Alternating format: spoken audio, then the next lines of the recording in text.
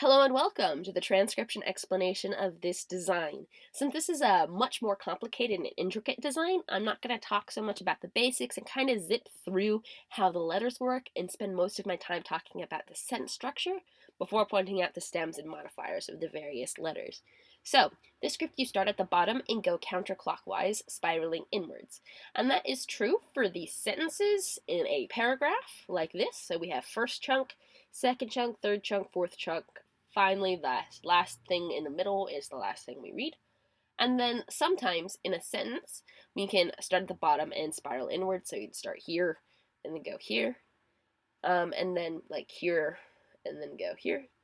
But your sentences should have a general flow. You should have an idea of what's next based on where the sentence leads you if you're used to that bottom counterclockwise spiraling pattern. So you should see that pattern a lot in this design. So here is our first word. The bottom is here. This is our first letter. It's a little circle with a line going inwards. That makes it an I. And then we have our first consonant, which is a circle inside the word circle with one line, making it an N. So in.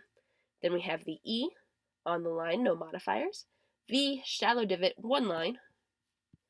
E, because it's centered right in the middle of the V on the line of where the word circle would be.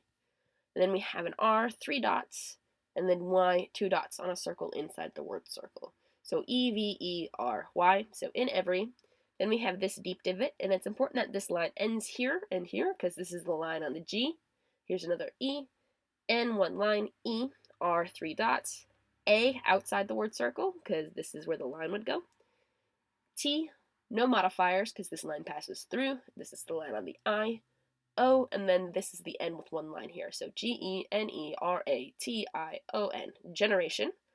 So in every generation, and this is a comma because it's filled in, and that makes our first little kind of sentence chunk. So in every generation, then we have this word, bottoms here. This is a TH, E, R, E, there. I, shallow divot, 1, 2, 3 lines, is. Here's our next word. It's just got this A on it, so Then we have this deep divot with 1, 2 dots, CH, O, S has 1, 2, 3 lines, so this thin one, and then these ones that make up the hexagon here.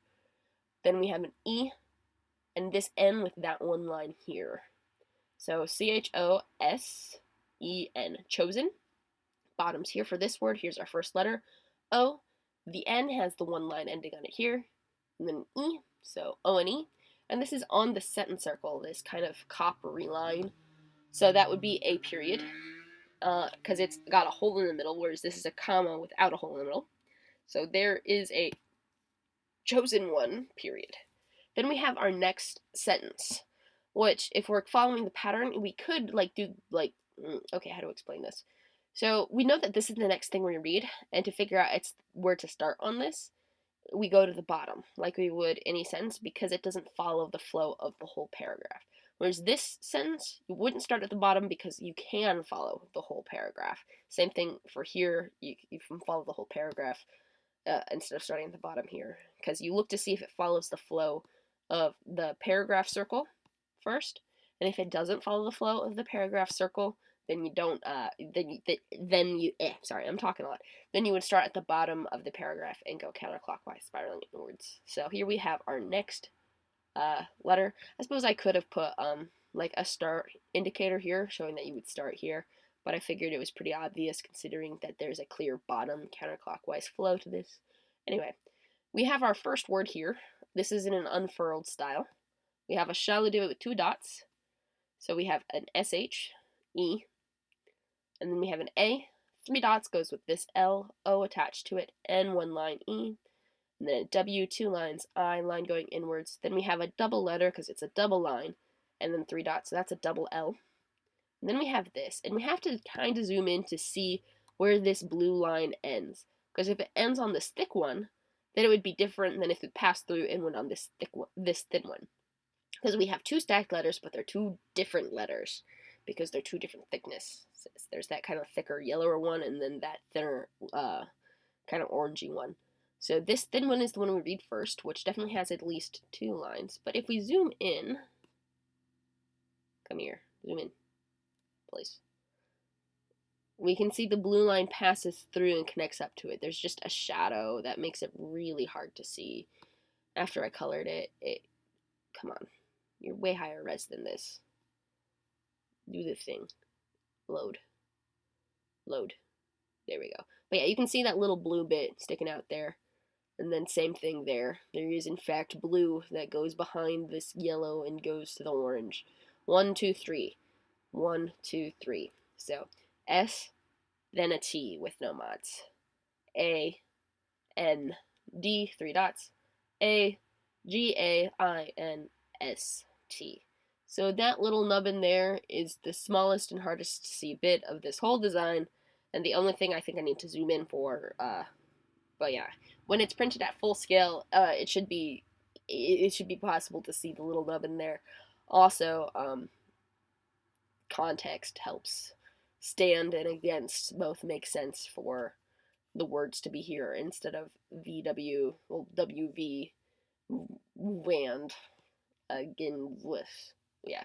Plus an ST is a really common thing to do, and this is a common way to do an ST. Anyway, I have rambled. So stand against. Then we have THE, VA, then we have another stack. And you can actually see these ones passing through. VA, we have M with 1, 2, 3, P with 2, because you read thin to thick, I, R with 3, E, and then we have this S, 1, 2, 3. So stand against the vampires, THE, D, 1, 2, 3 dots, E, M, 1, 2, 3 lines, O inside the word circle, N, 1 line, and then 1, 2, 3 on the S. So the vampires, the demons. So she alone will stand against the vampires, the demons. Then continuing around, here is the next thing we hit. And because this has that bottom counterclockwise flow, we just follow that flow. And then we A and D and THE, the. Then we have this deep divot and 1, 2, 3 lines. These are kind of sneaky lines. So that is an F, O, 3 dots on the R, S, E, and then S, 1, 2, 3 lines. Even though the word forces has the letter C in it, the C is not used typically unless you're writing a proper noun or an acronym. So in forces, you'd swap that C to an S or a K or a CH, depending on what sound it made. For example, in the word circles, CIRCLES, you would spell it SIRKLES. So anyway, forces would be spelled with an S, because the C in forces goes S. So forces, O, F, and then we have a D, 3 dots, A, continuing around, R, 3 dots, then we have another stack letter, K, 2 dots, N, E, 3 lines on this double letter. They're the same letter because of the same thickness, so darkness, 2 S's. And then we have our last words. S, H, 1, 2 lines, E, I, line going inwards, S, 1, 2, 3 lines, T, H, 1, 2 lines, E.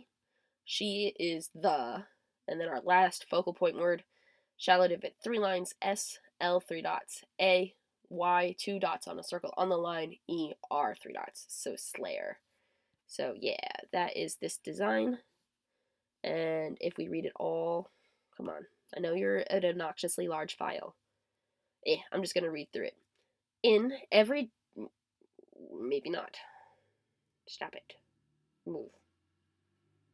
In every generation, comma, there is a chosen one, and we can't see the period.